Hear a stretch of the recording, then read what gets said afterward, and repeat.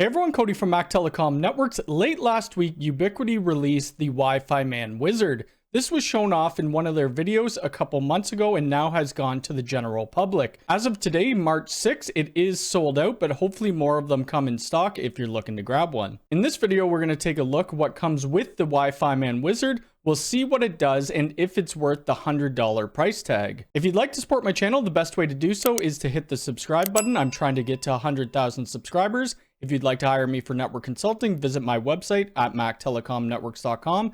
And I do have affiliate links down in the description below. So first, let's take a closer look at the WiFiMan Wizard, see what comes in the box, and then let's get it set up. This is the WiFiMan Wizard, and I do have an early access version of it. I did get approval by Ubiquiti to do a video on it, but I'll tell you some of the differences. So right away, the logo on the WiFiMan Wizard is their old logo. They do have a new logo that they just rebranded a couple months ago, and you'll see that on your new WiFiMan Wizard. It did come with the silicone case, and you can see this ring in the middle. Now it's over on the side, and if you have a MagSafe phone case, it will actually clip to the back of your iPhone, which is really cool. And the only other thing that it comes with is this really long USB-C to USB-C charger where you could charge up your WiFiMan Wizard. On the bottom of the Wizard, we have our power button, we have our USB-C to power it up, and then we have a reset button.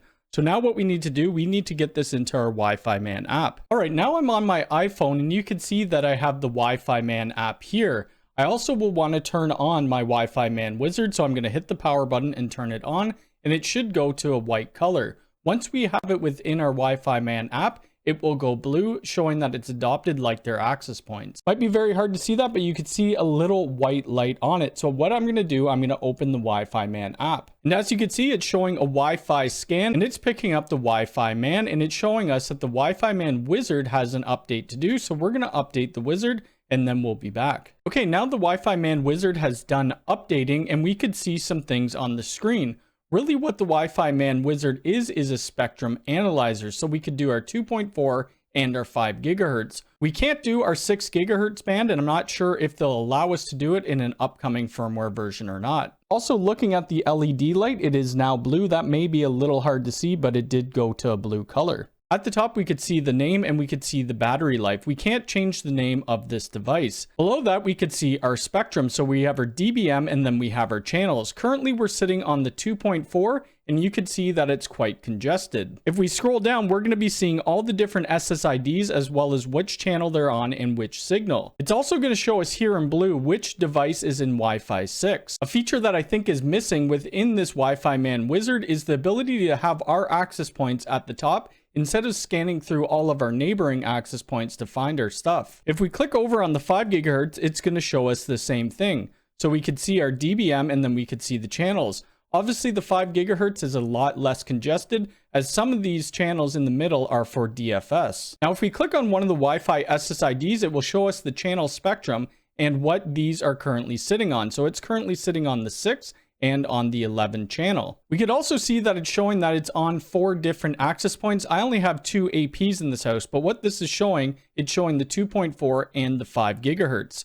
So we could switch over to the 5 gigahertz and we could see our signal strength. Now, if we dig in a little deeper, we could click on one of these APs. And with this AP, we could see we're getting minus 39 dBm. We could see it's on channel 11. We scroll down, we could see the manufacturer, we could see the security, we could see the physical mode, the frequency, the channel width, and we could see the channel utilization. We could also see the amount of clients that are sitting on this device. So that's good information to know for capacity planning or if we're having too much load on one of our APs. Now, who is the WiFiMan Wizard geared towards? Well, I would think this is for home users or very small offices, like maybe a coffee shop. This would be an entry-level spectrum analyzer.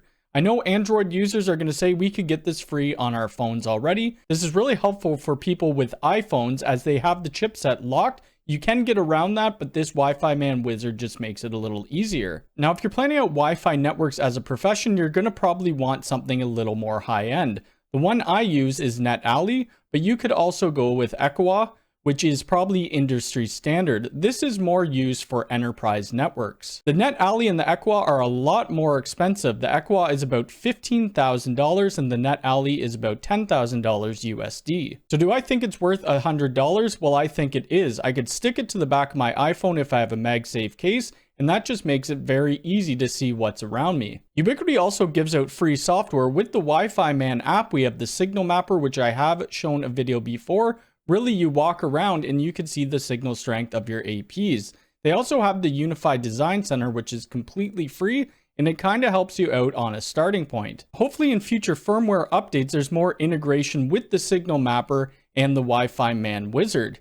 If you have any questions about this video, please leave it in the comments below. If you like this video, hit the thumbs up button. If you're new here, please subscribe and hit the bell icon. All right, thanks.